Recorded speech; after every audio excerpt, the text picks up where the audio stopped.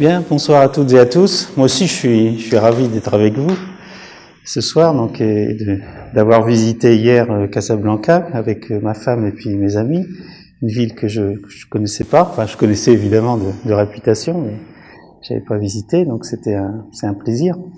Et puis ce soir, donc je vous parle de la mémoire aux différents âges de la vie. Bon, je vais pas passer première année, deuxième année, je vais pas faire comme ça, parce que ce serait trop long. Non, je vais vous parler surtout de deux grands moments, quoi, l'enfance, l'adolescence, et puis le vieillissement. Et alors avant, donc il y aura la partie sur l'enfance, si on peut dire, et puis sur le vieillissement. Mais avant, je vais définir ce que c'est que les neurosciences, la neuropsychologie. Je pense que c'est un petit peu flou dans votre esprit, je suppose. Et puis je vais parler de la mémoire. Qu'est-ce que c'est que la mémoire? Comment ça marche? Vous voyez, avant de passer à l'enfance et à l'adolescence. Voilà un peu ce que je vous propose. Bon, j'espère que ça vous convient. Puis s'il y a quelque chose que vous comprenez pas à un moment, vous pouvez lever la main. Si vraiment ça interrompt le fil du discours. Voilà des personnages sympathiques. Juste pour placer un peu les choses, la mémoire, on réfléchit sur la mémoire depuis très longtemps. Certainement depuis que les hommes sont des hommes, ils réfléchissent à la mémoire des ancêtres, les sépultures, tout ça. Vraisemblablement que c'est une réflexion aussi ancienne que l'humanité. Et puis il y a ces fameux textes historiques des philosophes de l'Antiquité. Plus près de nous, il y a Saint Augustin, et puis tous les grands philosophes se sont exprimés sur la mémoire. Je passe sur tout ça. Je sais pas que c'est pas intéressant, c'est passionnant. Mais disons que le début de l'étude scientifique de la mémoire, c'est en gros la fin du 19e siècle et le début du 20e siècle jusqu'à la guerre 14. Puis après, c'est beaucoup plus compliqué. Les relations entre les pays sont beaucoup plus difficiles. Alors, à cette époque-là, on a appelé cette période, en gros, 1850-1914, l'âge d'or de la mémoire. Alors pourquoi l'âge d'or de la mémoire? Parce que il y a beaucoup de travaux qui se font, puis il y a toute une réflexion très importante sur le plan théorique. Alors, il y a un premier personnage qui est au centre là de l'écran, qui s'appelle Hermann Ebbinghaus, c'est un Allemand, c'est un professeur de psychologie expérimentale à Berlin, qui mesure la mémoire.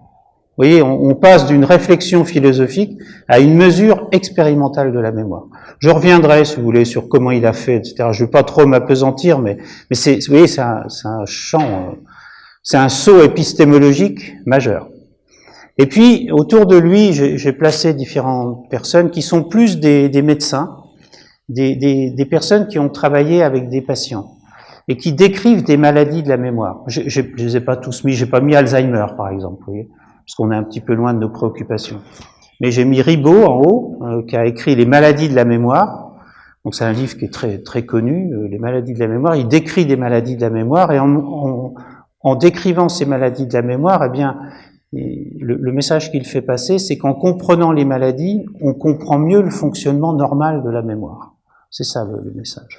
Sur la droite, c'est Korsakoff, c'est peut-être un nom qui vous dit quelque chose, le syndrome de Korsakoff. Donc il décrit des patients aussi qui ont une forte maladie de la mémoire. Et puis lui, il montre que ces personnes qui sont amnésiques, vous voyez, qui ont une maladie très grave de la mémoire, eh bien en même temps, ils apprennent des tas de choses. Vous voyez, ça c'est un point qui est très important. C'est-à-dire qu'il y a une mémoire, mais en même temps, cette mémoire, elle est fragmentée. On peut la diviser en différentes formes de mémoire, qui fonctionnent différemment, qui sont sous-tendues. Alors ça, ce sont les neurosciences qui vont nous expliquer ça par la suite. Ces différentes formes de mémoire, elles sont sous-tendues par des régions du cerveau différentes, par des réseaux différents, qui interagissent évidemment. Ces réseaux, ils interagissent les uns avec les autres, sinon ça marcherait pas bien. Et c'est comme ça qu'il faut se représenter la mémoire. Et puis en bas à gauche, j'ai mis Édouard Claparède, parce que lui, il a étudié la mémoire chez les enfants. Il est un des premiers à étudier la mémoire chez les enfants. Moi, j'aurais pu mettre beaucoup d'autres personnages importants de cette période-là. Donc l'âge d'or de la mémoire. L'âge d'or de la mémoire. Puis là, on arrive à un moment qui est très important dans nos disciplines scientifiques, les années 60, 50, 60. Alors là, cette histoire, elle se passe au Canada, à Montréal. C'est un patient qui qui a longtemps été connu sous les initiales HM. Vous voyez, HM, c'est le nom du patient. Et puis, la personne qui est à côté, Brenda Milner, qu'on voit en haut, c'est une psychologue anglaise d'origine, qui a émigré au Canada. Et donc, elle va suivre ce patient pendant des années. Alors, ce patient, il souffrait d'une épilepsie, vous voyez, d'une maladie cérébrale, une épilepsie très grave. C'est-à-dire qu'il faisait des crises tous les jours, c'était vraiment quelque chose de très grave. C'était une maladie pharmacorésistante avec les médicaments de l'époque. Et donc, il y a un chirurgien qui s'appelle Walter Scoville qui décide de l'opérer. Il va opérer le cerveau d'Hachem et il va faire une opération qui s'appelle une hippocampectomie, c'est-à-dire qu'il va enlever les hippocampes. Alors, les hippocampes, vous allez en voir plus loin. C'est une structure qui est à l'intérieur du cerveau, à la face interne des lobes temporaux. Et de chaque côté du cerveau, on a un hippocampe gauche et un hippocampe droit. Et il enlève les hippocampes parce que il considère que, vu les symptômes du malade, le point de départ des crises doit se trouver dans les hippocampes. Et il a raison, il a raison. C'est souvent comme ça que ça se passe. Et ce type d'opération se pratique toujours de nos jours, mais maintenant c'est beaucoup plus précis. On a des moyens beaucoup plus précis pour enlever une toute petite région du cerveau, la région qu'on appelle épileptogénique, vous voyez, qui provoque les crises d'épilepsie. Alors que là, à l'époque, on enlève à Hachem les deux hippocampes. Alors, qu'est-ce qui se passe? En fait, Hachem va plutôt mieux sur le plan de l'épilepsie. Il fait beaucoup moins de crises, donc il a moins de médicaments.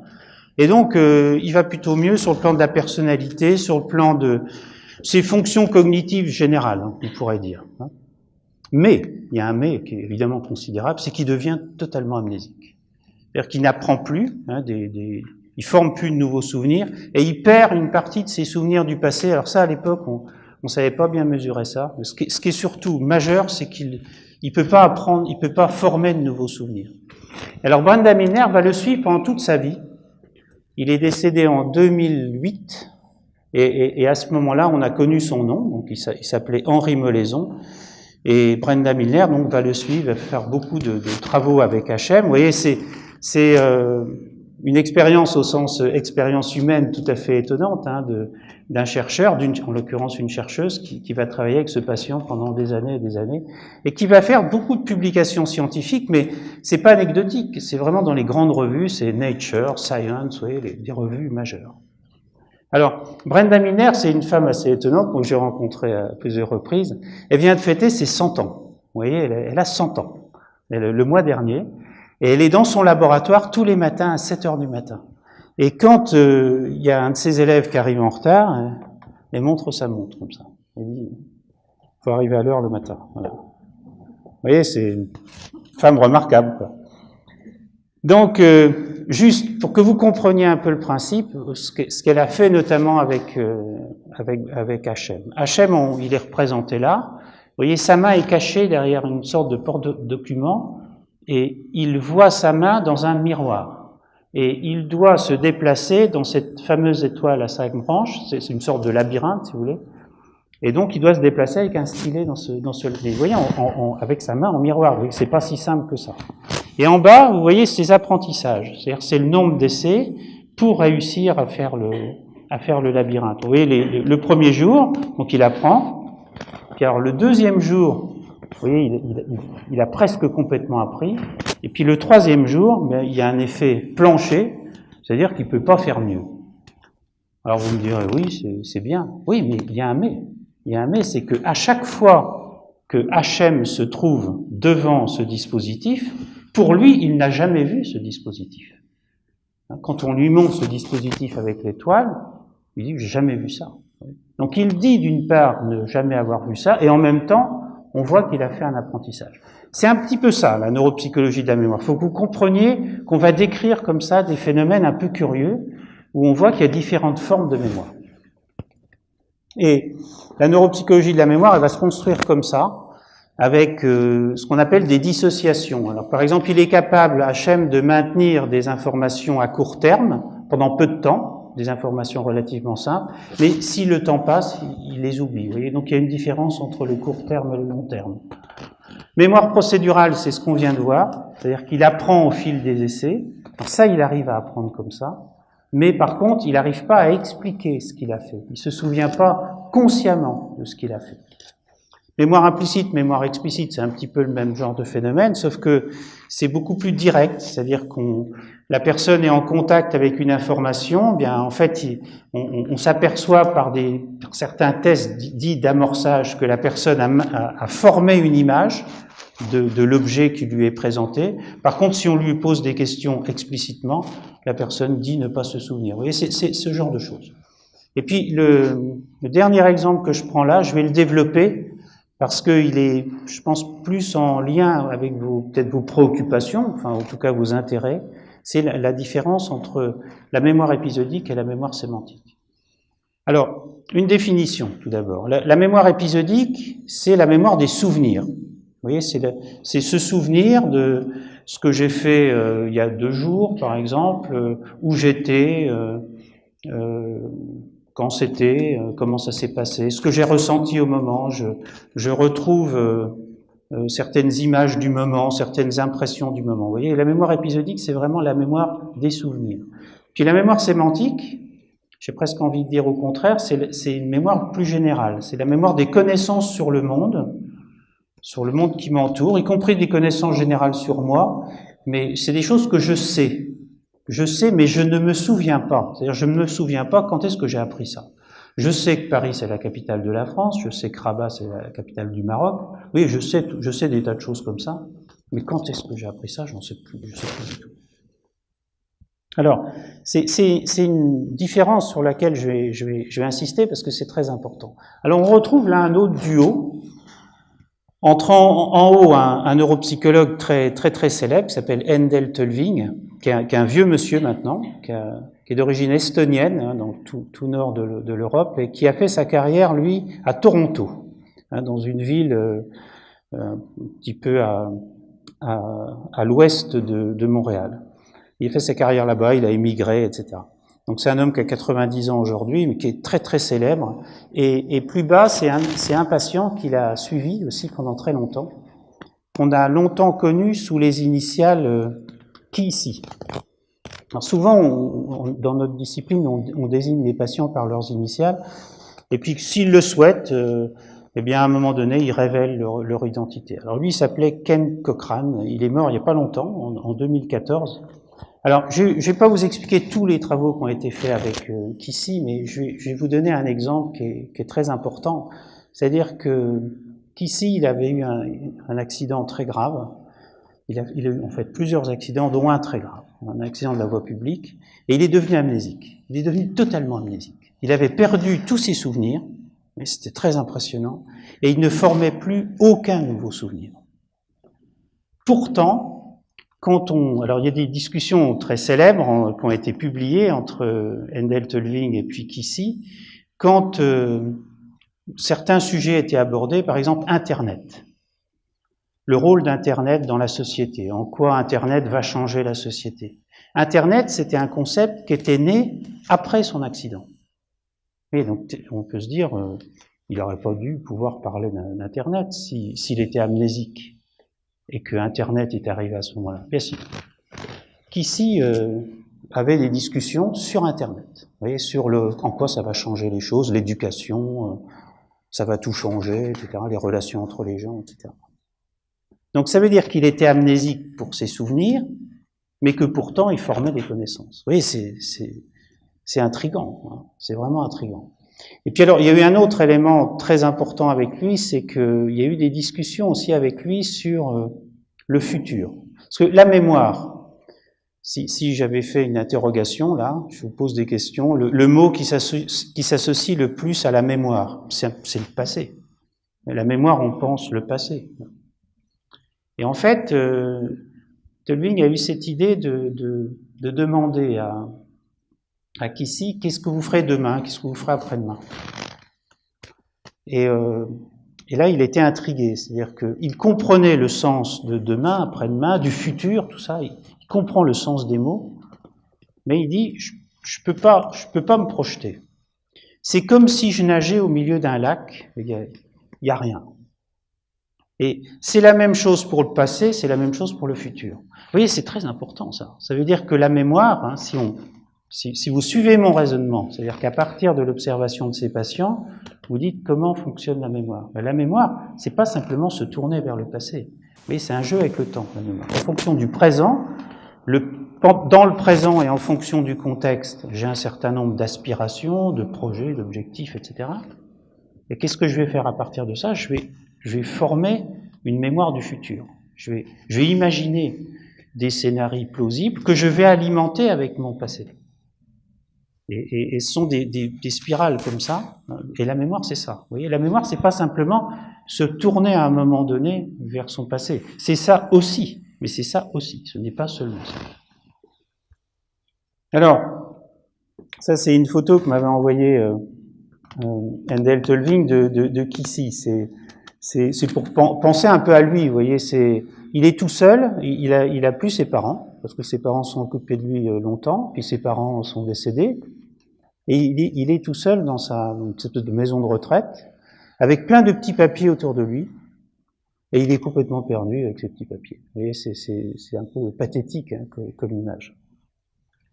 Alors, la science, c'est essayer de se représenter la mémoire, donc, enfin, dans ma discipline, et on peut la schématiser comme ça. Vous voyez, avec une mémoire dite du présent, qu'on va appeler la mémoire de travail, c'est ce qui nous permet, c'est ce que vous faites tout de suite.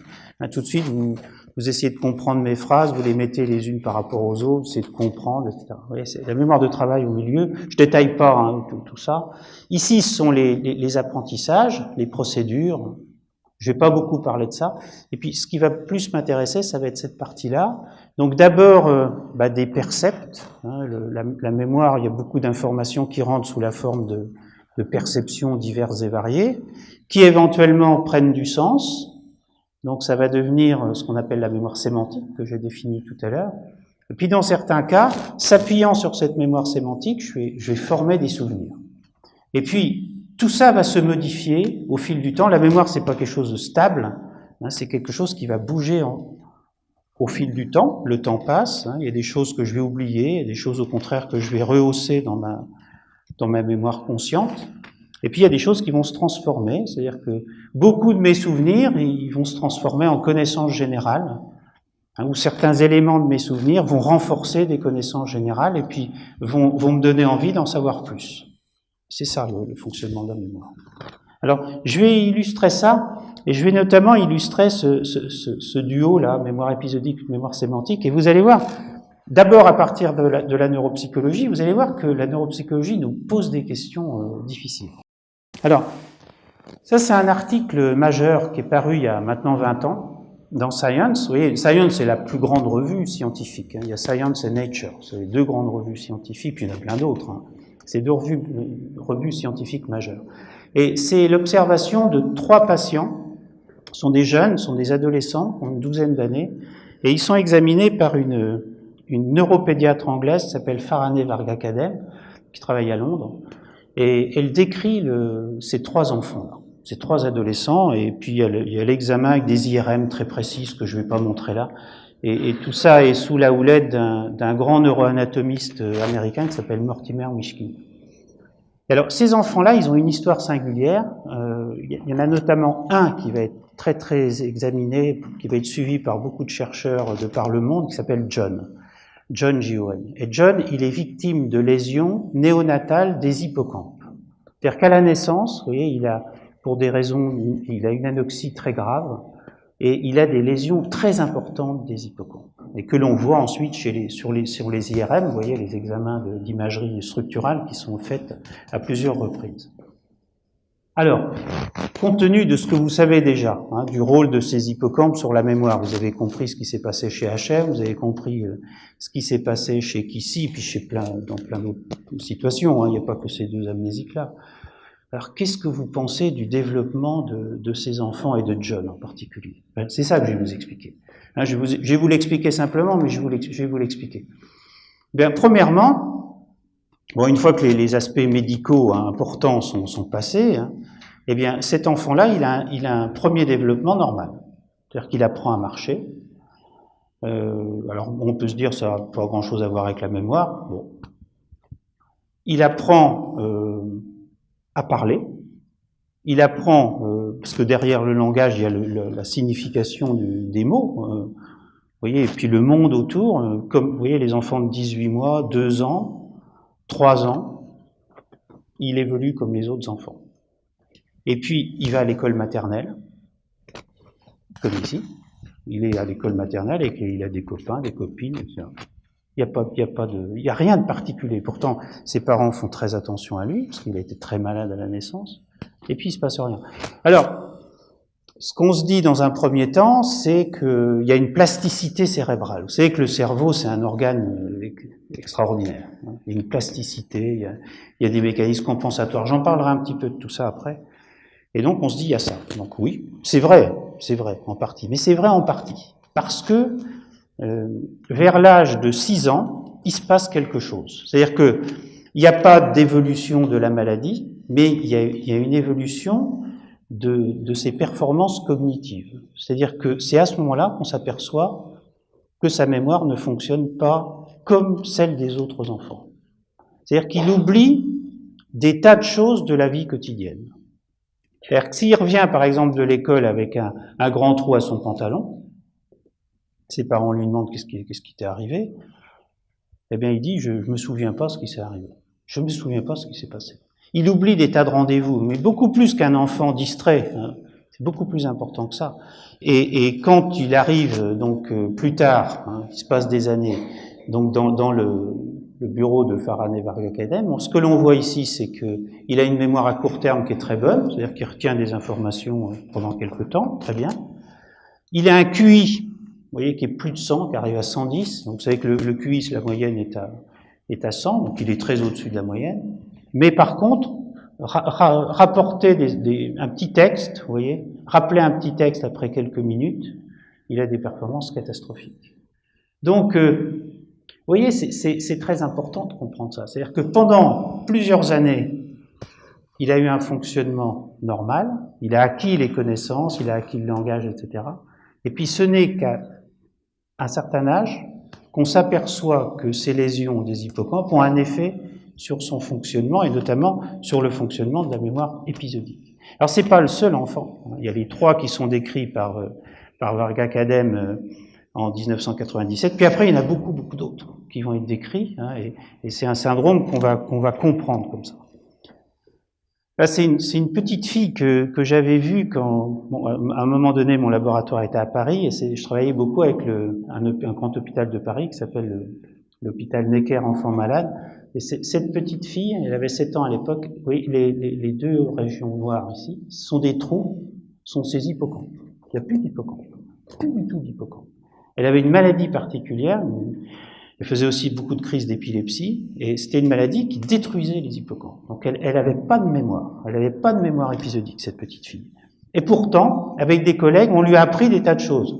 Elle est là, alors vous voyez, son apprentissage est beaucoup plus chaotique que l'apprentissage des enfants du même âge qui n'étaient pas malades, mais elle apprenait. C'est-à-dire qu'on lui apprenait des connaissances, mais surtout sans forcer, vous voyez, sa mémoire. On lui apprenait de façon incidente. Et on lui a appris, alors c'est l'exemple que je prends là parce que il est photogénique, si on peut dire, on lui a appris ce que c'était qu'un macareux. Un macareux, c'est un oiseau qui vit dans les... Il n'y en a pas au Maroc. Ce qui vit plutôt dans les îles de l'Atlantique Nord, vous voyez, comme l'Islande et des régions comme ça. C'est un oiseau qui est plutôt amusant parce qu'il ressemble à un perroquet alors qu'il vit dans les mers froides, vous voyez, donc c'est un oiseau plutôt amusant. Puis il a un comportement amusant aussi, parce qu'il niche dans les terriers de lapins, etc. Elle était absolument incollable sur, vous voyez, ce genre de choses, et puis on lui a appris des choses évidemment plus utiles pour sa vie de tous les jours. Par contre, elle se souvenait pas du tout de qui lui avait appris ça, quand elle avait appris ça. Donc ça aussi, c'est très important. Et je vous parle de ça, c'est pour vous montrer que ces connaissances théoriques, après, elles vont avoir bien sûr elles vont être utilisées pour soigner les patients, hein, pour les soigner, pour les prendre en charge dans les centres de rééducation. On va utiliser toutes ces techniques-là pour réapprendre ou pour apprendre, hein, chez les enfants des connaissances importantes chez des personnes qui sont amnésiques. Et la neuropsychologie, une fois que vous avez compris ça, vous avez tout compris. Hein. C'est-à-dire qu'on apprend des patients, les patients nous apprennent beaucoup, et puis à partir de là, on va pouvoir redonner des choses. Ça, c'est juste un clin d'œil. On va peut-être y revenir tout à l'heure, je ne vais pas passer trop de temps. c'est simplement dire que cette mémoire épisodique, elle est peut-être pas spécifique aux humains. Et qu'il y a des oiseaux tout à fait étonnants. Tout à l'heure, j'étais sur France Culture, vous pouvez réécouter l'émission en podcast, et c'était sur la mémoire et conscience. Et ce petit oiseau-là, alors c'est un G, hein, c'est un corvidé, c'est un petit corvidé qui vit en Californie. Et ce G, il est tout à fait étonnant parce que il cache la nourriture. Vous voyez, ces oiseaux-là cachent leur nourriture, et il est capable de retrouver la nourriture. Mais en plus, retrouver la nourriture, c'est retrouver un type de nourriture à un endroit donné. Mais si on le relâche de sa cage avec un temps plus ou moins long, c'est-à-dire si c'est un temps court, il va chercher les denrées qui sont périssables, comme par exemple les baies, vous voyez, les framboises, les fraises, etc. Par contre, si on le relâche de sa cage pour aller dans la grande volière où il a caché les aliments, si on le relâche 10 jours après, il ne va pas chercher les baies, il va chercher des graines qui sont beaucoup plus durables. Vous voyez ? Donc il a le quoi, le type d'aliment, le où est-ce que j'ai caché la nourriture, et le quand. Vous voyez, il a cette dimension du temps qui est une dimension très, très complexe, hein, qui est certainement la dimension la plus complexe de la mémoire. Voilà. Alors, je passe à autre chose. Parce que jusqu'à présent, je vous ai parlé de neuropsychologie. Vous avez compris ce que c'est que la neuropsychologie de la mémoire. Alors, les neurosciences de la mémoire ou les neurosciences cognitives de la mémoire, aujourd'hui, elles utilisent beaucoup des techniques d'imagerie cérébrale. Alors, l'imagerie cérébrale, il y en a différentes sortes, hein, je ne vais pas vous expliquer tout ça, mais il y a des techniques qui sont très importantes parce qu'on va pouvoir les utiliser, non pas uniquement chez des patients, mais aussi chez tout le monde. C'est-à-dire que dans mon laboratoire, il y a des gens qui viennent, des jeunes, des plus âgés, etc., et qui acceptent de participer à des études scientifiques pour faire évoluer les connaissances. Alors, c'est ce type d'études que je veux expliciter là. Et c'est un travail qui a été publié il y a maintenant un petit peu plus d'une dizaine d'années. C'était une année assez étonnante parce que, de par le monde, nous avons été plusieurs à publier des choses sur ce sujet-là.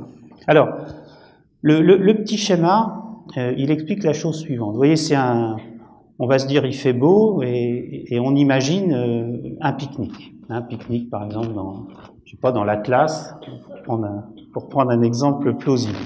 Alors, ici, vous voyez, l'homme, il se souvient d'un pique-nique. Il se souvient, il a un bon souvenir de ce pique-nique.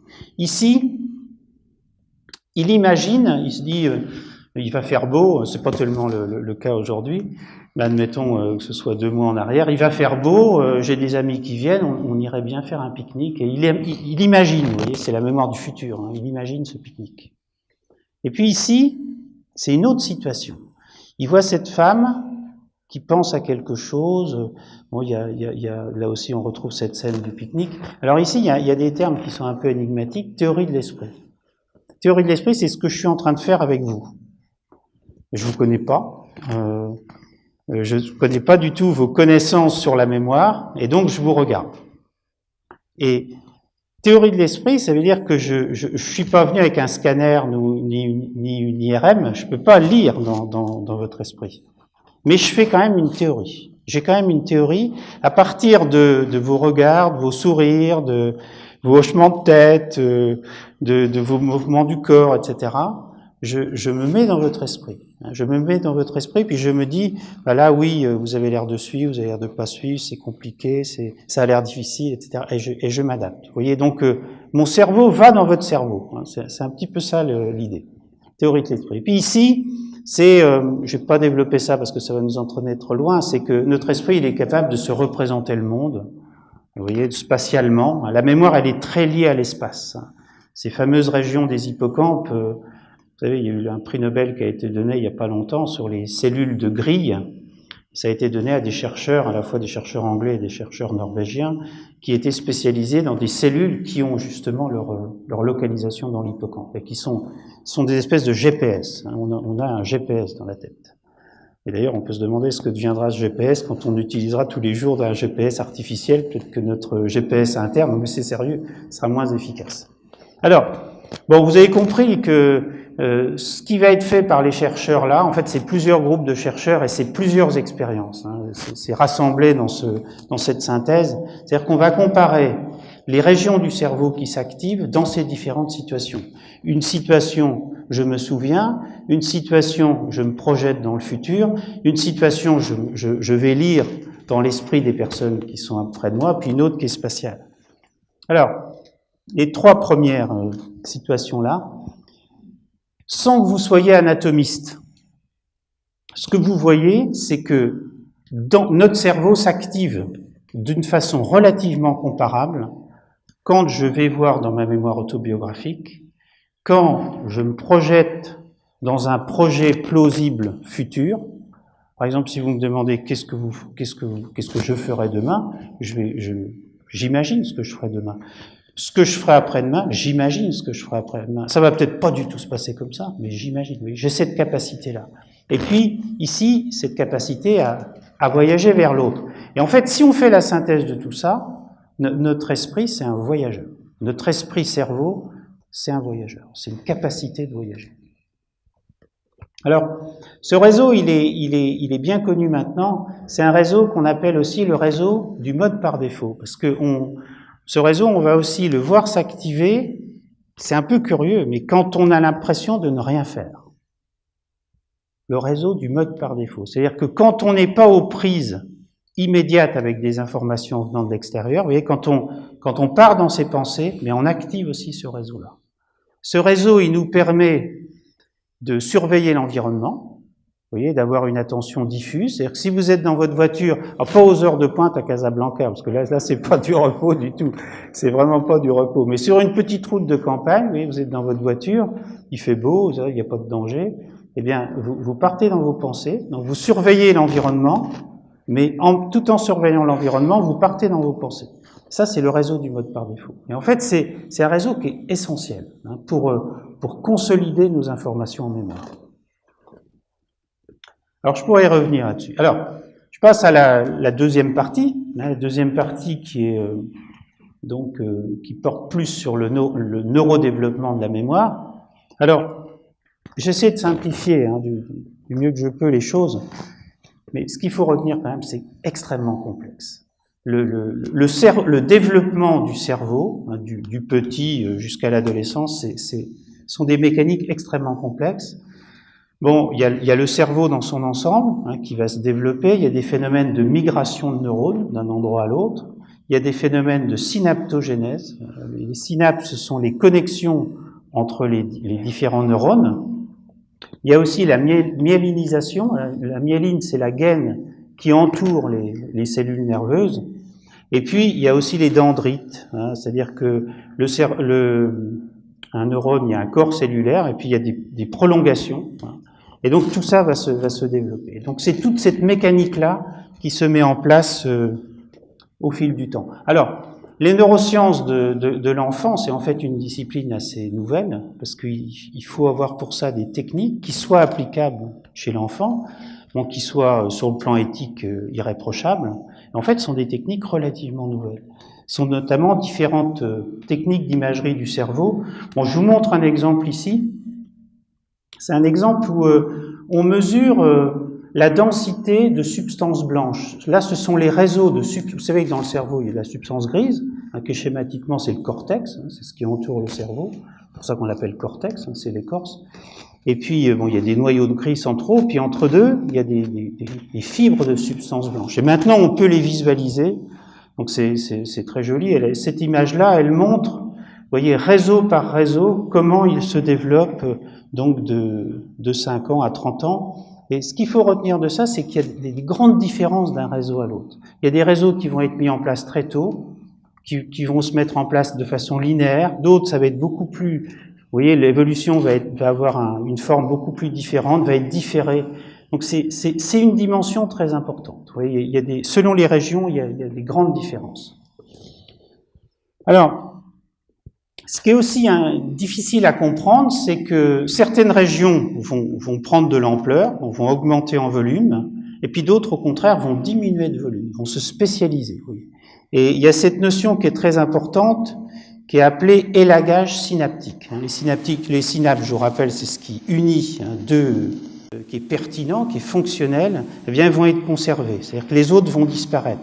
Donc, en fait, le développement, ce qu'il faut retenir, c'est à la fois la structuration de certains réseaux qui vont devenir plus denses, plus efficaces, mais c'est aussi perdre certains réseaux, parce qu'ils ne sont pas pertinents. C'est ce qu'on va appeler la stabilisation sélective. Alors, bien sûr, les gènes sont derrière tout ça, mais ce qui va être très important, c'est l'interaction entre les gènes et l'environnement, et que progressivement, l'environnement va avoir un rôle de plus en plus important. Il y a bien sûr les gènes qui vont s'exprimer, mais l'environnement va avoir une place de plus en plus importante. Donc, ce que je voulais dire là, c'est que dans cette hiérarchie, vous voyez, du fonctionnement cérébral, les régions, ça c'est vraiment une notion qui est très importante, c'est que les régions les plus complexes en quelque sorte, ce qu'on va appeler les régions associatives, eh bien ce sont elles dont la maturation va être la plus tardive. Et alors cette maturation, elle se fait bien sûr tout au long de la vie. Alors, dernière diapo sur cette notion de plasticité. Ce que vous voyez là, ce sont des hippocampes qui sont dessinés. Et puis, ce que l'on voit ici, dans le trait ici, c'est la variabilité interindividuelle. Vous voyez. Donc, on a une variabilité. Vous voyez en quoi c'est extrêmement complexe. On a une variabilité d'un endroit à l'autre, pourtant d'une même région qui s'appelle l'hippocampe. Et puis, on a une variabilité aussi d'un sujet à l'autre. Alors, une fois qu'on a en tête ces mécanismes complexes, le lien maintenant entre ce cerveau en développement et la mémoire. La mémoire telle que je l'ai définie tout à l'heure, de façon un peu simple. Alors, la mémoire, c'est encoder des informations, les consolider, les maintenir, et puis les récupérer, parce que c'est quand même le but, c'est qu'on puisse les récupérer à un moment donné. Voilà, avec des liens entre l'un et l'autre, et dans ce sens-là, c'est-à-dire que quand on encode des informations, le but c'est de les récupérer, et on a plus de chances de les récupérer si on retrouve des éléments du départ. Et quand on récupère une information, on parle de reconsolidation parce qu'on va la transformer à nouveau. C'est en cela que c'est complexe. Vous voyez, vous traitez une information, vous la rappelez, le fait de la rappeler, c'est déjà une information nouvelle. Et la mémoire va fonctionner comme ça. C'est-à-dire que la mémoire, c'est pas retrouver une information initiale, point à la ligne. Non, c'est pas ça. Vous retrouvez une information qui est déjà différente de la situation initiale, et le fait de la récupérer, vous la réencodez différemment. Et ce qui permet de traiter tout ça, c'est ce qu'on va appeler la mémoire de travail. Les fonctions exécutives sont des fonctions, en fait, qui vont vous permettre de faire travailler votre mémoire, qui travaillent en quelque sorte, c'est un peu le gouvernement, vous voyez, de la mémoire.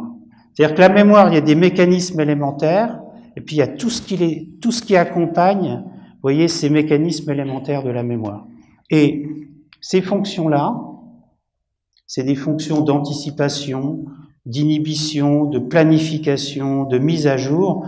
Ces fonctions-là, elles se mettent en place très tardivement. C'est-à-dire qu'elles se mettent en place surtout à l'adolescence.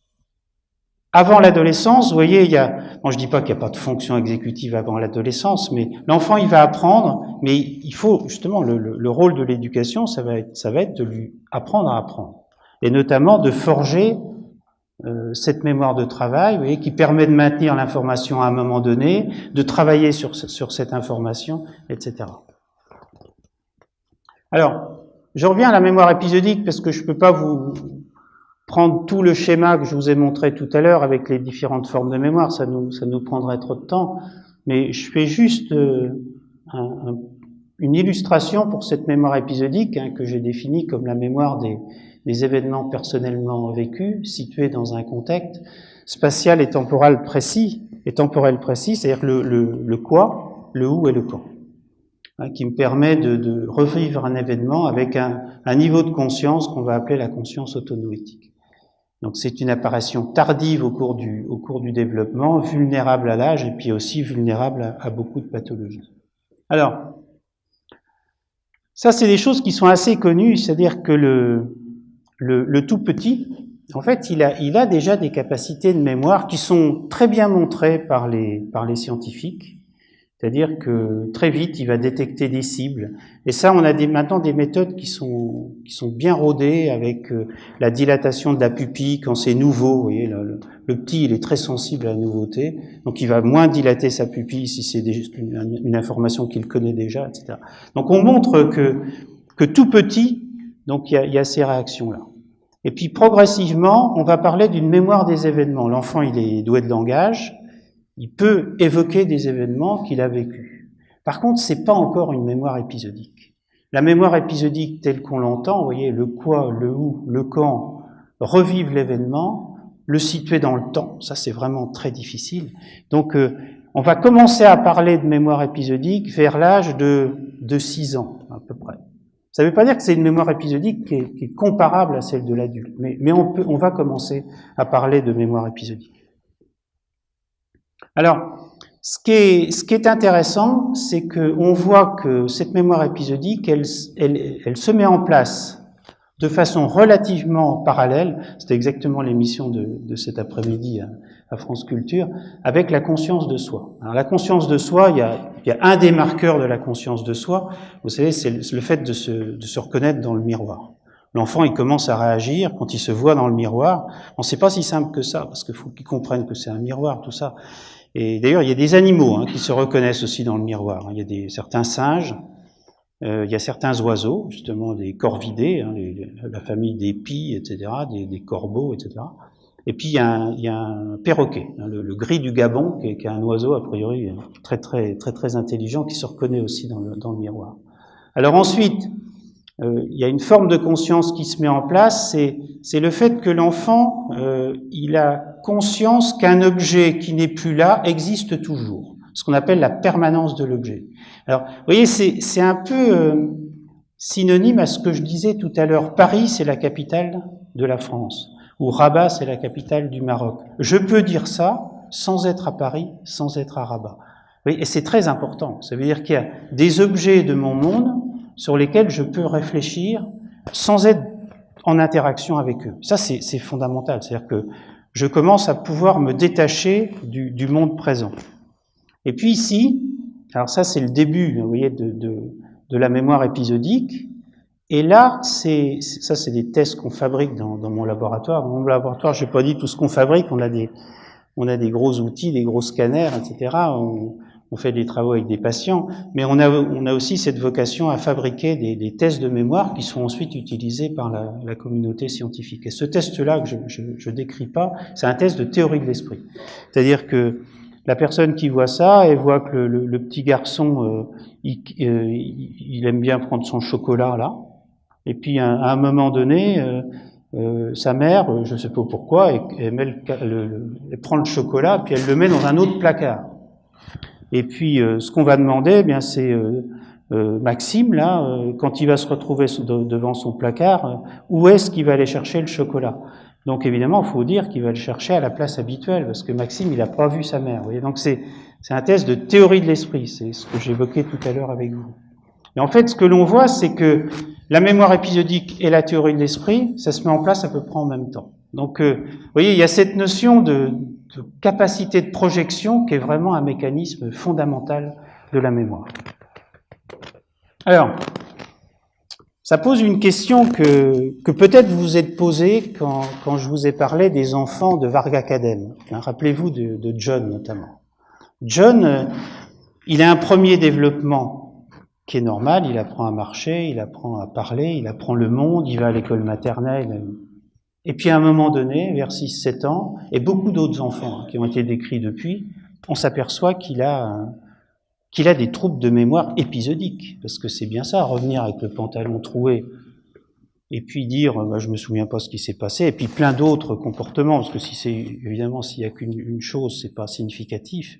Ça veut dire que tout ce qu'il a appris avant, il l'a appris sans mémoire épisodique. Vous voyez, je force un peu le trait, c'est évidemment pas aussi caricatural que ça. Donc ça voudrait dire que beaucoup de nos connaissances C'est déjà ce qu'on avait observé chez le patient Kissy, hein, vous vous rappelez, qui parlait d'Internet, qui était capable de disserter sur Internet, alors qu'il était amnésique. Mais lui, c'était un adulte qui était devenu amnésique quand il avait une trentaine d'années. Donc on peut se dire, lui, il avait déjà des tas de connaissances, et puis ce sont des connaissances qui se sont agrégées sur des connaissances qu'il avait déjà. Mais là, John, pour reprendre l'exemple de John, tout petit, il a des lésions hippocampiques. Donc il apprend, et puis à un âge donné, arrivé à un âge donné, on s'aperçoit qu'il a des difficultés à former des souvenirs. Donc ça nous renvoie à cette notion de ce qu'on appelle l'amnésie infantile. L'amnésie infantile, ce ne sont pas des amnésiques qui ont une amnésie infantile, c'est nous tous.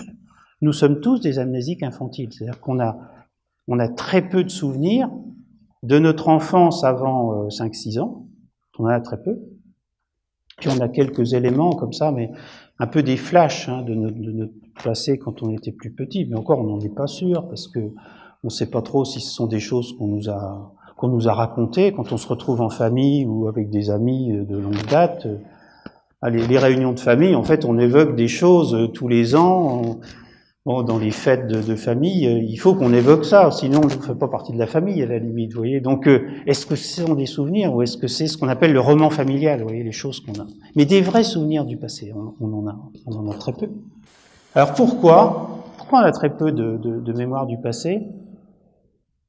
Il y a plusieurs raisons. Maintenant, on sait que nous avons une neurogénèse, c'est-à-dire que notre cerveau, ça a été découvert d'ailleurs il n'y a pas si longtemps, notre cerveau fabrique des cellules, et notamment dans cette région des hippocampes. Il en fabrique notamment chez le petit. Le petit, il a plein de neurogénèse. Et la neurogénèse, en fait, ça permet de discerner le nouveau de l'ancien. Mais comme lui, il en fabrique beaucoup, il y a très peu d'anciens. Donc en fait, il a dans sa tête une machine plutôt qui se tourne vers le futur, justement, et puis qui oublie l'ancien. Donc c'est la raison c'est une des raisons. C'est pas la raison. Disons que ça a été montré relativement récemment, et les chercheurs ont beaucoup appuyé là-dessus. Bon, il y a un oubli, ça c'est banal, chez le jeune enfant, ça s'est montré depuis longtemps. Il y a l'absence de verbalisation, c'est vrai que pour les tout petits, le langage, j'ai pas beaucoup parlé du langage, je peux pas parler de tout, mais le langage et les capacités de narration, ça permet d'écrire quelque chose qui a du sens. Et le petit, il n'a pas ça.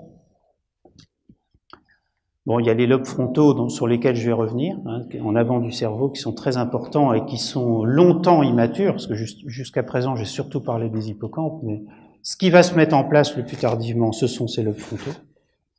Et puis, il y a un autre point qui est important, c'est que pour se souvenir, il faut retrouver un contexte. C'était dans mon petit schéma à un moment donné, vous voyez, je faisais une boucle comme ça, il y avait l'encodage, stockage, la récupération, et la récupération, il faut retrouver des éléments d'encodage. Vous voyez, c'est un peu la Madeleine de Proust, vous voyez, pour retrouver les petits bouts de Madeleine sur la langue, et puis le goût du thé, ça suffit pas pour retrouver le souvenir, il faut essayer de trouver un contexte. Et c'est très difficile de trouver un contexte de quand on était tout petit, parce qu'on est différent.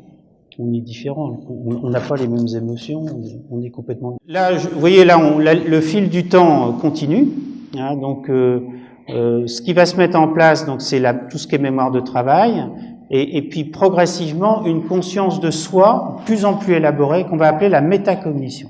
C'est-à-dire que l'enfant, c'est un être affectif, il a besoin du lien avec ses proches.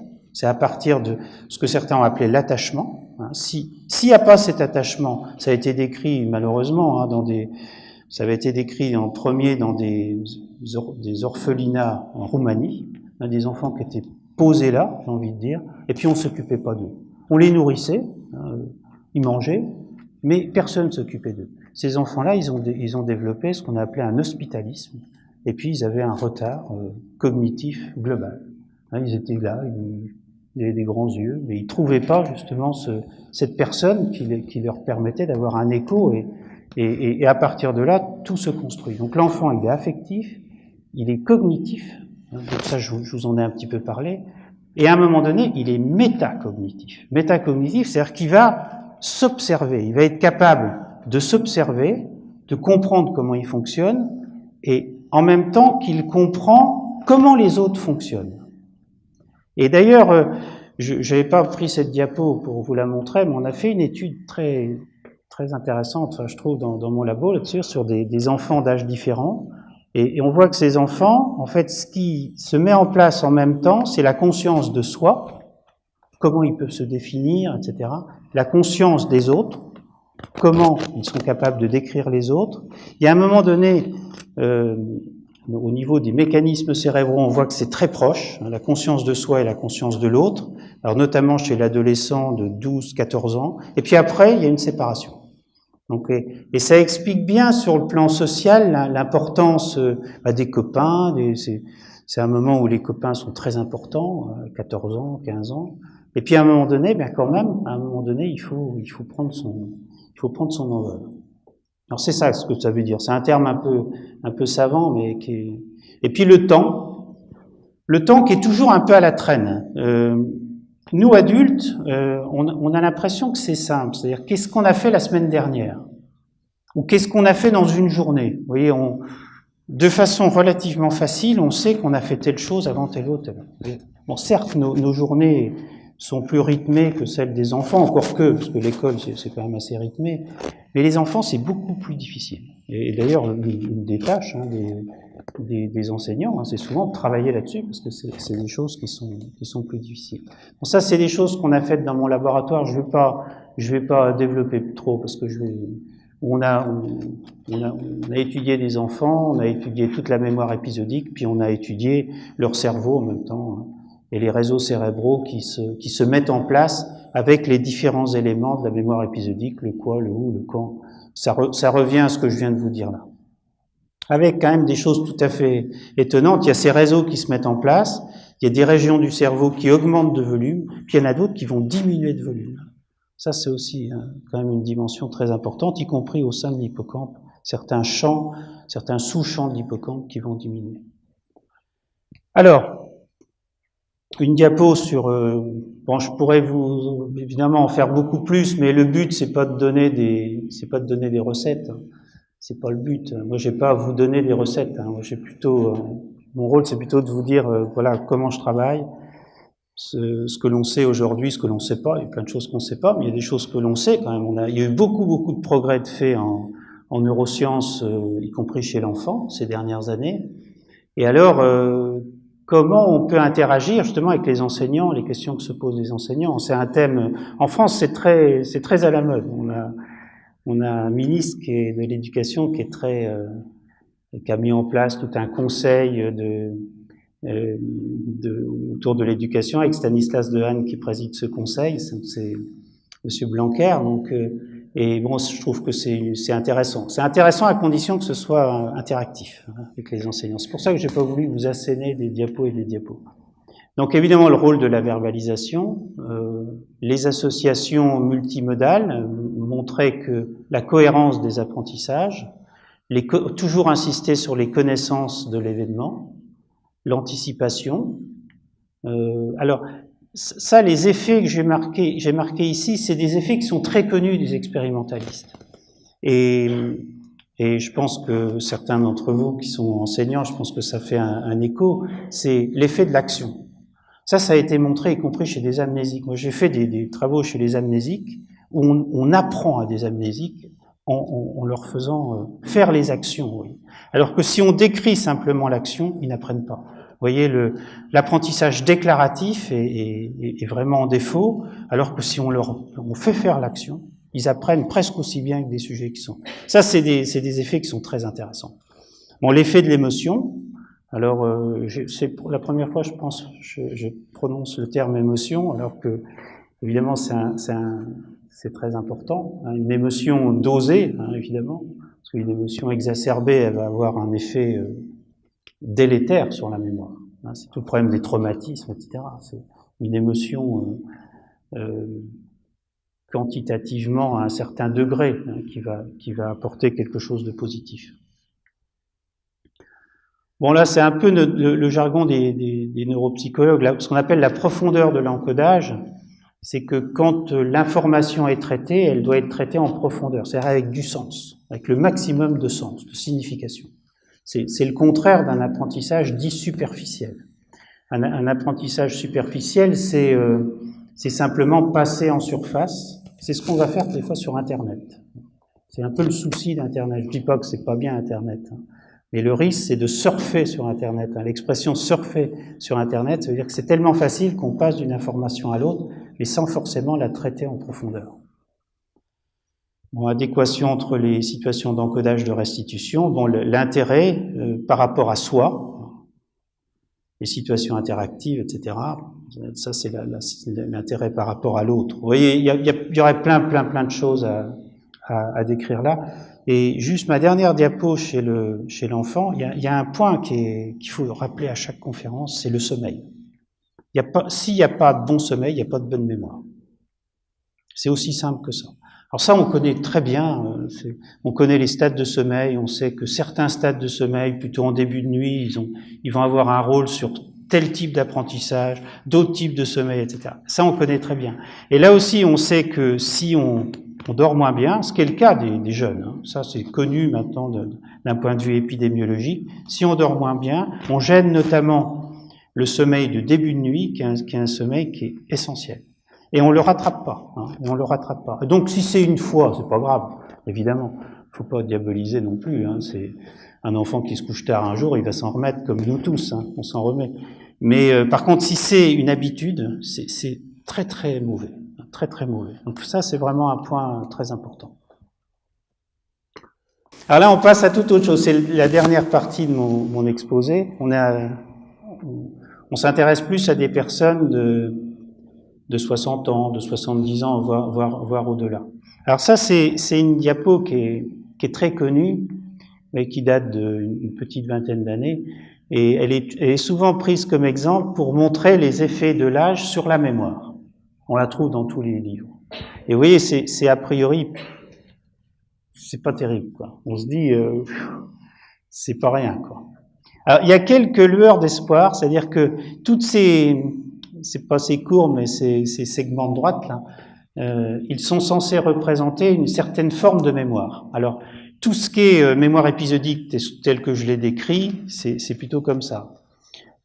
Tout ce qui est mémoire de travail, vous voyez, appréhender les situations, etc., c'est la même chose. Par contre, ici, sont plus les connaissances sur le monde, vous voyez, qui restent beaucoup plus stables. Alors ce schéma-là, généralement, on le montre pour le démonter, hein, pour montrer que ça se passe pas comme ça, c'est pas si simple que ça. C'est beaucoup plus compliqué que ça. Et que la situation que j'ai décrite chez le petit, en fait, il faudrait que je vous fasse la même démonstration là, pour vous montrer que c'est beaucoup plus complexe que ça. Alors, je vais pas présenter les choses comme ça, hein, mais je vais vous donner quelques exemples pour moduler un peu ça.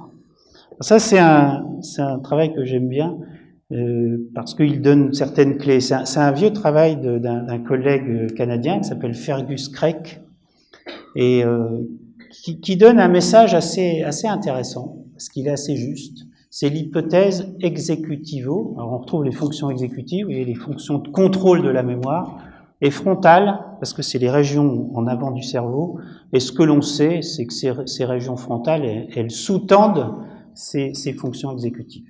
D'accord ? C'est le frontal, en fait, qui gouverne. C'est ça.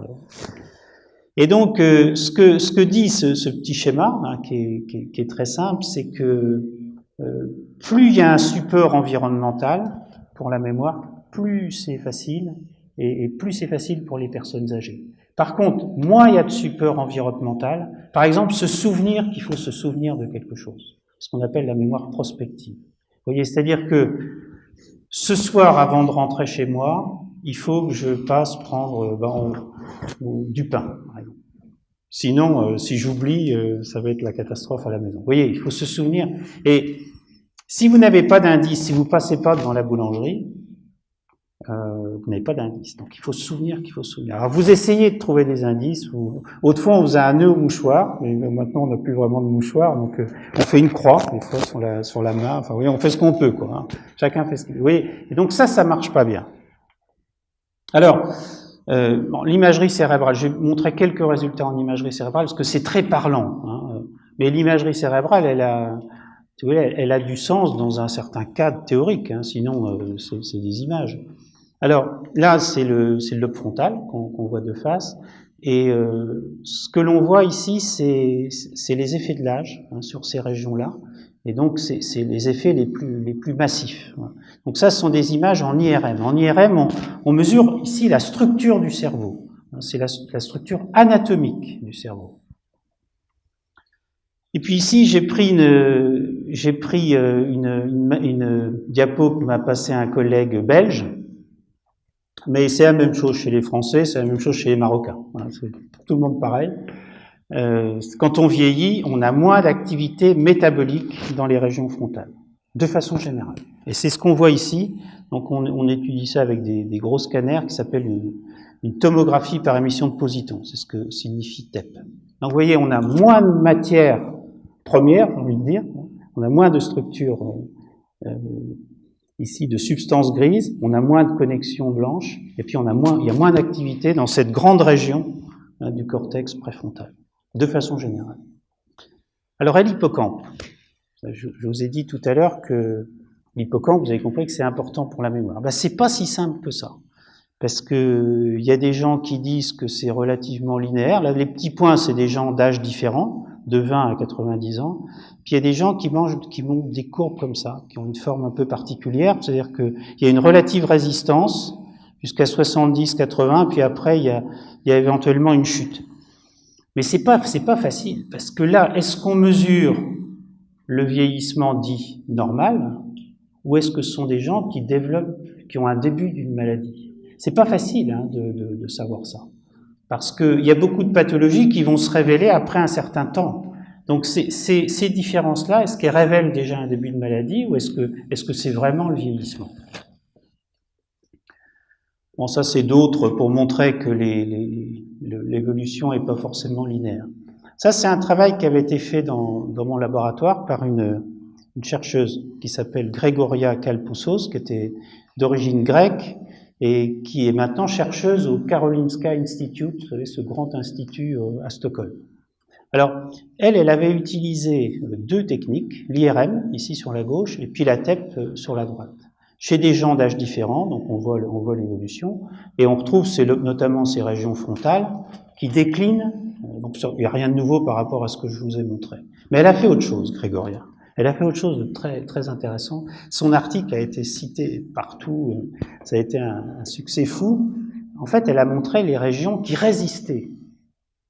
Ah oui, c'est quand même bien intéressant, parce que montrer que les lobes frontaux fonctionnent moins bien avec l'âge, bon certes, faut le savoir, vaut mieux le savoir. Mais c'est aussi quand même très intéressant de montrer qu'il y a des régions qui bougent pas et qui restent extrêmement vaillantes. Et il y a notamment cette région-là, faut me croire sur parole, c'est la tête de l'hippocampe. Vous vous rendez compte? Vous vous rendez compte d'un scoop incroyable, la tête de l'hippocampe qui résiste au vieillissement. Alors nous, en tant que scientifiques, quand on a montré ça, on était ravis. Et puis ici, c'est une autre région, alors qui moi, vous parlez, c'est le gyrus singulaire postérieur. Je pense que c'est peut-être la première fois que vous entendez parler du gyrus singulaire postérieur. En fait, c'est une région clé dans la mémoire. C'est la région qui permet de rappeler vraiment les souvenirs, etc.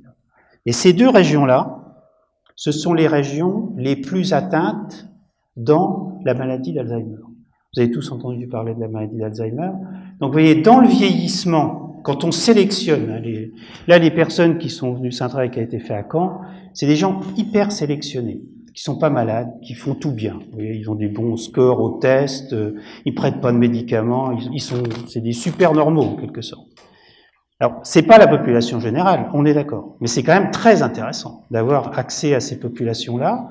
Eh bien, ces personnes-là, elles sont complètement différentes des malades. Donc, le vieillissement, c'est pas l'Alzheimer, contrairement à ce qu'on lit encore, hein, dans certains journaux. C'est pas la même chose. La maladie Alzheimer, c'est une maladie. Et le vieillissement, c'est autre chose. C'est un processus physiologique qu'il faut essayer de comprendre. Je reviens à autre chose. C'est toujours de l'IRM, là, mais c'est de l'IRM d'activation. C'est-à-dire qu'on fait faire des tâches à des personnes. Et notamment, on leur demande de récupérer des informations. Vous voyez, de récupérer des informations en mémoire épisodique. Et on fait ça d'abord chez des sujets jeunes. Alors, ce qui a été montré, c'est une asymétrie dans le fonctionnement de notre cerveau, par l'imagerie cérébrale. Il a été montré notamment que quand on récupère des souvenirs en mémoire, c'est plus notre cortex préfrontal droit qui fonctionne, plutôt que le gauche. Vous voyez, ça, on ne savait pas, ça. Ça a été montré, ça a été dupliqué des dizaines et des dizaines de fois. C'est un résultat extrêmement solide. Et ensuite, ce qu'ont fait les chercheurs, on a essayé de montrer ce qui se passait quand les personnes vieillissent. Est-ce que cette asymétrie, on l'observe également quand les gens vieillissent? Alors, là, il y a eu deux thèses. Les chercheurs ont dit, ça montre qu'au cours du vieillissement, il y a un processus de dédifférenciation. La dédifférenciation, c'est le contraire de la différenciation. C'est-à-dire que l'enfant qui évolue, il différencie les fonctions, c'est-à-dire qu'il a un cerveau de plus en plus spécialisé, les lagages synaptiques, etc., des réseaux qui se spécialisent, qui sont de plus en plus punchy, efficaces, etc. Et puis alors, l'idée là, ce serait que le cerveau soit moins spécialisé, il se dédifférencie, donc il est beaucoup moins efficace. Ça, c'était la théorie négative, on va dire, pessimiste. Et puis il y avait une théorie optimiste, qui disait, non, c'est pas ça. Le cerveau, il est plastique tout au long de la vie, et cette plasticité fait que si ce recrutement unilatéral pour récupérer les souvenirs en mémoire n'est pas suffisant, en fait, il y a des stratégies qui se mettent en place pour aller chercher ailleurs, en quelque sorte, pour aller chercher des mécanismes compensatoires ailleurs. Alors ça a été testé par un collègue chilien d'origine, et je voulais vous montrer ce travail-là, ne serait-ce que pour le citer, parce que il s'appelle Roberto Cabeza. Vous voyez, donc il a un nom vraiment prédestiné pour tester cette hypothèse-là. Et son travail est très joli. Alors là aussi, ça a été dupliqué maintes fois. J'explique pas toute la manip, mais vous voyez, c'est assez simple. Ici, vous avez les jeunes. Les jeunes, alors vous voyez le cerveau de face, comme si vous me voyez moi, en train d'activer. Donc le jeune, il active avec son hémisphère droit. Hein, donc il récupère avec son hémisphère droit. Et puis ici, vous voyez, il y a deux types de personnes âgées. Il y a ceux, en fait, qui ont des pas très bonnes performances. J'ai corrigé cet après-midi, j'ai mis moins bon, parce que sur ma diapo, c'était marqué mauvais. Je trouvais que c'était vraiment pas gentil pour eux. Enfin, en tout cas, il y a ceux qui récupèrent mal les informations, et eux, ils bilatéralisent. Non, au contraire, excusez-moi. Hein. Vous voyez, on voit qu'ils activent beaucoup cette région, mais sans succès. Et puis il y a ceux qui bilatéralisent, hein, au contraire, et eux, ils ont des performances qui sont comparables à celles des jeunes. Vous voyez, donc là, on arrive dans un monde qui est quand même beaucoup plus compliqué que nos courbes du début. Hein, vous vous rappelez là, les lignes bleues descendantes. Ça, c'est un travail assez remarquable qui vient d'être publié par un collègue qui s'appelle Lars Nyberg, qui est un collègue qui travaille tout au nord de la Suède, à Umeå. C'est la ville la plus au nord, à la frontière de la Finlande. Une petite ville, il a un laboratoire exceptionnel. Et là, ce sont des personnes qui sont suivies pendant 40 ans. Et ça s'appelle l'étude Betula. Betula, ça veut dire bouleau. Hein. Le bouleau, c'est l'arbre le plus fréquent dans cette contrée-là, qui est une contrée vraiment très très nordique. Et donc, c'est très intéressant parce que ici, on voit le déclin moyen des personnes. Mais à côté de ça, on voit une espèce de chevelure hein, de l'évolution des personnes qui est extrêmement différente d'une personne à l'autre. Alors, il y a différentes tâches qui sont faites, il y a des tâches d'activation, donc on voit les différentes régions de l'hippocampe. On voit que ces personnes âgées, de façon générale, il y a une hypoactivation, mais pas ceux qui sont performants. C'est-à-dire qu'il y a une grande hétérogénéité. Il y a des personnes qui vont être moins efficaces, mais il y en a d'autres qui vont rester très efficaces. Alors, j'ai presque fini. Pourquoi? Parce que ça, c'est quand même la question. Pourquoi? C'est une bonne question. L'assistance est jeune, de façon générale ce soir, mais c'est quand même une bonne question. Et quand je fais ce genre de conférence avec des personnes plus âgées, devant des personnes plus âgées, c'est vrai que ce moment de ma conférence, là, les yeux s'écarquillent. Alors, c'est la notion de réserve cognitive. Alors, qu'est-ce que c'est que cette réserve cognitive? Ça a été décrit d'abord en fait, plutôt dans des maladies du cerveau. Et une étude qui a beaucoup insisté là-dessus, c'est l'étude qui a été popularisée sous le nom de l'étude des nonnes. Vous avez peut-être vu ça, c'est une étude aux États-Unis où il y a eu des nonnes, c'est-à-dire des religieux, et surtout des religieuses, mais il y avait aussi des religieux, qui ont été suivis pendant très longtemps et qui étaient examinés avec des tests neuropsychologiques, des IRM, etc. Et puis à leur mort, les personnes donnaient leur cerveau à la science et on examinait leur cerveau. À même niveau cognitif, on observait des cerveaux extrêmement différents. Certains qui étaient très altérés sur le plan structural, et puis d'autres pas. Donc il a fallu du temps pour comprendre ces résultats-là, il a fallu d'autres études, etc. Et c'est comme ça qu'on est arrivé à cette notion de réserve cognitive. C'est-à-dire que derrière notre cerveau, c'est un organe très particulier. Tout à l'heure, je parlais de métacognition, hein, de capacité que l'on a en fait à appréhender notre fonctionnement cognitif et à agir sur notre fonctionnement cognitif. En fait, c'est un organe qui est capable jusqu'à un certain point. Hein, et puis il y a bien sûr le contexte social qui joue un rôle important, mais c'est un cerveau qui va être capable quelque part d'intervenir sur son devenir. C'est ça la notion de réserve cognitive. C'est-à-dire que le cerveau, il va devenir plus ou moins apte à réagir aux maladies. Alors c'est vrai des maladies dégénératives, mais c'est vrai aussi d'autres maladies. Ça a été montré par exemple dans le cancer du sein. Vous voyez, le cancer du sein, ça a priori aucun rapport avec le cerveau, et pourtant, il y a une femme qui développe un cancer du sein et qui a une forte réserve cognitive, eh bien elle va davantage faire face à son cancer, y compris sur le plan médical, y compris sur son devenir médical. Vous voyez, c'est vraiment des notions très importantes. C'est-à-dire que cette réserve va protéger en quelque sorte la personne. Un to cope des Anglais, c'est vraiment ça, le mécanisme qu'on appelle de coping. Alors, autre question, oui, mais cette réserve, quels sont les précurseurs de la réserve?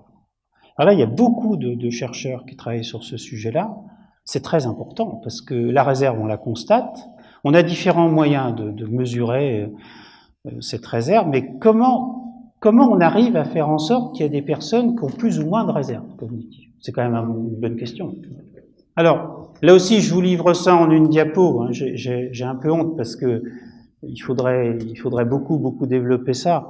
Mais ce que j'ai souligné là, niveau d'études. Niveau d'études, c'est un concept très général. Mais en tout cas, le niveau d'éducation, c'est très important. C'est très important. C'est très important. La nature de la profession exercée. Alors ça, c'est plus des façons que l'on va, nous chercheurs, comment on va opérationnaliser ces notions de niveau d'études. Il ne faut pas prendre ça comme une relation bijective. Hein, c'est pas une relation directe. Hein, c'est beaucoup plus subtil que ça. Mais en tout cas, dans nos études, on est obligé de faire d'avoir des marqueurs relativement simples. Donc ça, c'est très important. Deuxième élément, les interactions sociales. Alors là aussi, c'est pas facile à mesurer. Quand on est dans le métro, on croise des tas de gens. On peut pas dire que ce soit très efficace pour les interactions sociales de qualité. Alors c'est plus, ce qui a été plus marquant, c'est la taille du réseau social. Je l'ai pas marqué d'ailleurs sur la diapo, c'est la satisfaction de nos relations sociales. Est-ce qu'on est satisfait de nos relations sociales? L'engagement social, les responsabilités sociales. Donc ça, c'est un point très important. La variété des loisirs, loisirs et autres activités. Et puis alors, ici, c'est un peu autre chose, c'est un autre mécanisme, c'est la pratique d'une activité physique. C'est-à-dire conserver, notamment chez les personnes plus âgées, conserver une activité physique. Très important. Je vous montre quelques exemples, puis je m'arrête. Ça, c'est un travail qui a été fait à Barcelone. C'est les collègues de Barcelone. Voilà. Et alors, c'est très efficace, si vous voulez. C'est un questionnaire, bon, qui vaut ce qu'il vaut. C'est des gens qui sont plus ou moins actifs dans la vie courante. Et puis, il y avait cette autre variable, ça me donnait à peu près la même chose. Et puis ensuite, il a fait des IRM, parce qu'au début, il n'y avait pas d'IRM. Et il les suit. Il voit comment ces personnes vivent, comment elles évoluent, les maladies qu'elles développent ou qu'elles ne développent pas, etc. baisse de l'incidence qui serait liée, l'incidence c'est les nouveaux cas par an. C'est pas la prévalence, c'est le nombre de cas à un moment donné dans une population donnée. L'incidence, c'est les nouveaux cas. Et pourquoi? Alors pourquoi? Il y a plusieurs raisons. Il y a des raisons disons, de politique de santé publique qui sont de meilleure qualité aujourd'hui qu'autrefois. Et puis, il y a cet effet de l'éducation. C'est-à-dire que dans les pays où ces études ont été faites, ça correspond à des personnes, et notamment les femmes, parce que le changement s'opère surtout chez les femmes. Les femmes, en fait, c'est la première génération où ces femmes qui étaient des petites filles sont allées à l'école. Elles sont allées à l'école, elles ont accédé à des responsabilités, et c'est certainement une variable très importante pour expliquer le fait qu'elles ont moins d'Alzheimer aujourd'hui qu'elles n'en avaient il y a 20 ans. Ça fait revoir, vous voyez, les projections. C'est un résultat, évidemment, extrêmement important. Alors, ce sera peut-être pas la même chose dans 20 ans, parce qu'il y aura d'autres variables qui sont pas forcément aussi positives que les variables, justement, positives que je viens de montrer là.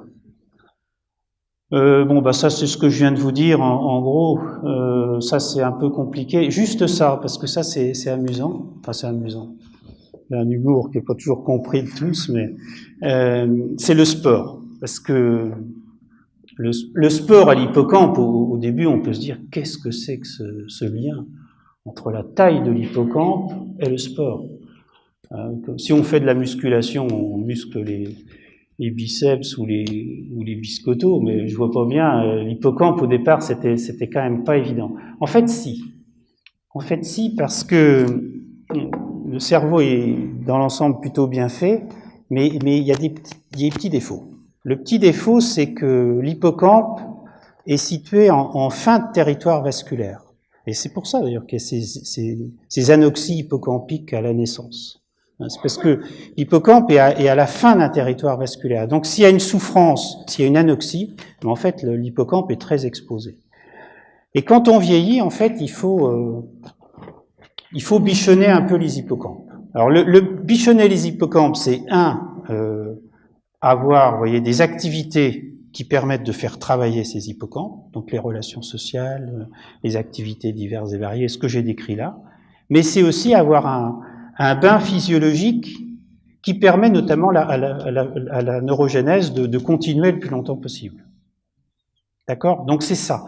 Et ce que montre cette étude-là, elle est très amusante parce que elle propose à des personnes pendant 1 an du sport assez intensif, mais soit aérobie. Vous voyez, il faut courir sur vous voyez le genre de choses. Moi, je n'aime pas trop, mais courir sur des tapis roulants, etc., tirer sur des bras, enfin, c'est un peu épouvantable, hein, bon, mais c'est comme ça. Bon. Mais vous pouvez faire autre chose, hein, vous n'êtes pas obligé de faire des choses comme ça. Ou alors du stretching. Alors le stretching, vous voyez, c'est plus travailler les articulations, etc., mais ça, c'est pas du tout aérobie. Alors le stretching n'a aucun effet sur la taille de l'hippocampe, alors que l'activité physique aérobie a un effet extrêmement fort sur l'hippocampe. Alors je vous montre cette étude-là, mais il y a plein d'études qui montrent ça. Voilà. Alors, bon, ça c'était une petite conclusion hein, plutôt sur la partie vieillissement, hein, cette hypothèse exécutivo-frontale, l'hippocampe mieux préservé, atteint tardivement, paradigme du déficit dépassé. J'ai insisté sur les mécanismes compensatoires, sur la variabilité interindividuelle, la notion de réserve cognitive, et puis cette force. Hein, et c'était le but de l'exposé, c'était de vous montrer qu'il y a un lien. Hein, c'est-à-dire que, en fait, le travail qui est fait avec les enfants, hein, l'éducation, parce que vous faites ici, et puis ce qui est fait tout au long de la vie, ben, ça va avoir des répercussions, y compris chez la personne qui vieillit. Bien sûr, avec aussi la dimension sociale de tout ça. Hein, les pays sont de plus en plus confrontés au vieillissement de la population, avec tous les problèmes que ça pose, hein, en termes notamment de politique de santé publique, hein, ce qui est évidemment très très important, au-delà des aspects humains.